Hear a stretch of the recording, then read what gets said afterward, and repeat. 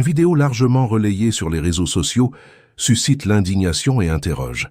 On y voit la télévision officielle algérienne afficher les scores des matchs de la Coupe d'Afrique des Nations disputés au Maroc. Tous les pays y figurent avec leurs drapeaux nationaux sauf le Maroc. Une absence volontaire, flagrante, difficile à justifier autrement que par un choix politique assumé.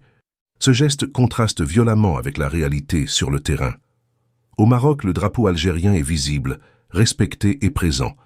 Il flotte dans les rues des villes hautes, aux abords des stades, dans les fan zones et même à La Ayoun, au cœur du Sahara marocain.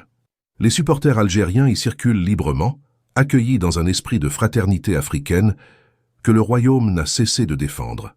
Dès lors, une question s'impose. D'où vient réellement la haine ?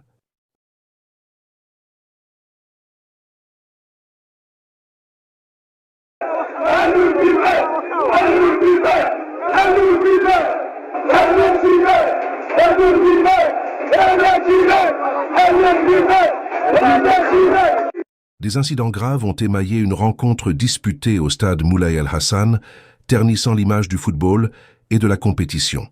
Des groupes de supporters algériens se sont rendus responsables de comportements violents et provocateurs en totale contradiction avec les valeurs du sport. Des scènes de vandalisme ont été observées dans les tribunes, provoquant un climat de tension et d'insécurité. Alors que le sport est censé rapprocher les peuples, ces incidents rappellent l'urgence de sanctions dissuasives et d'un encadrement plus strict des supporters.